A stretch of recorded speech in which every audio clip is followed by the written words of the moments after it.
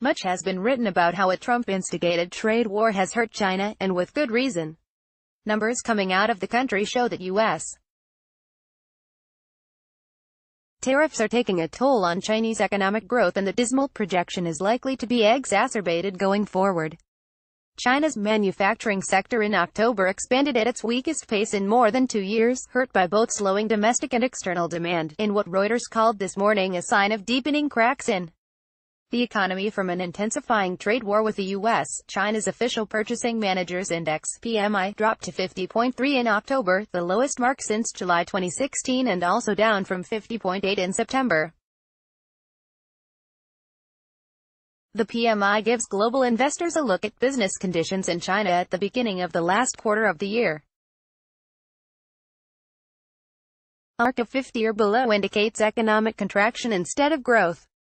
China's approaching long economic winter, yet the recent PMI figure could just be the beginning of a long spiral downward for the Middle Kingdom's economic fortunes.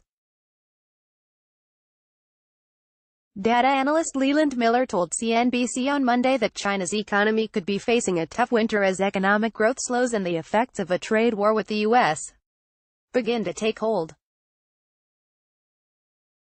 The tariff situation has created a very bad potential problem for the China fourth quarter of this year, potentially in a big way first quarter next year as well, Miller said. Even if the U.S.-China trade dispute were resolved January 1, the Chinese economy will be hurting very badly despite some other growth engines not doing as poorly, he added. Miller's comments come just a few days after China reported stagnant growth of 6.5% for Q3, marking the slowest growth rate since the financial crisis. The 6.5 mark missed expectations and was lower than the 6.7% expansion in GDP in the previous quarter.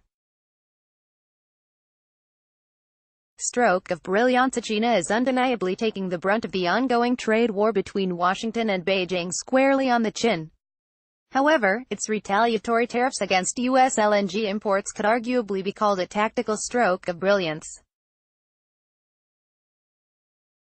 China's gas demand growth is already revolutionizing global LNG markets as it pivots to natural gas in place of dirtier burning coal.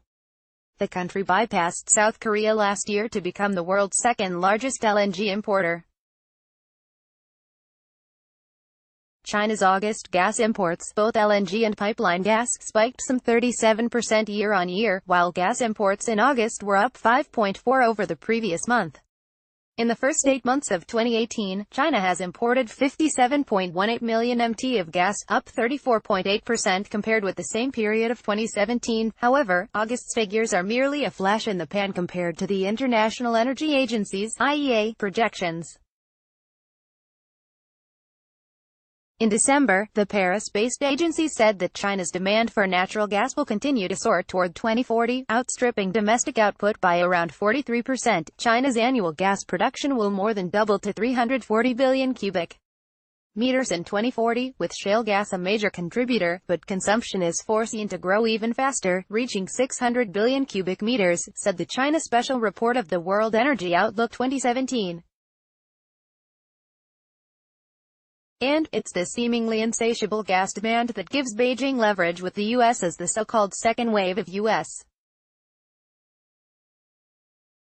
LNG development unfolds. Numerous projects will likely not reach the all-important final investment decision (FID) needed to go forward unless they can secure either Chinese funding, Chinese long-term offtake agreements, or both. In fact, it's already starting to happen. On Monday, Australia's LNG Limited delayed until next year a planned decision on whether to build its Louisiana-based Magnolia LNG plant due to problems lining up Chinese customers. Chinese LNG demand growth is the largest piece of demand growth out there, and Chinese buyers have got to feel reluctant to commit to U.S. capacity when the U.S. government sees trade as a means of exerting political leverage, said Bob Innocen, managing director of North American Natural Gas at IHS Markit.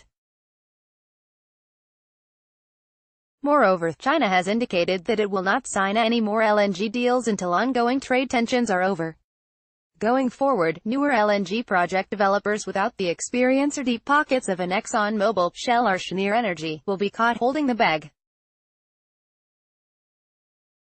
Not only could their projects be cancelled, but the projection that the U.S. could vie for top LNG exporter status in terms of liquefaction capacity with LNG heavyweights Qatar and Australia may at the end of the day be just a pipe dream. By Tim Dace for oilprice.com or top reads from oilprice.com.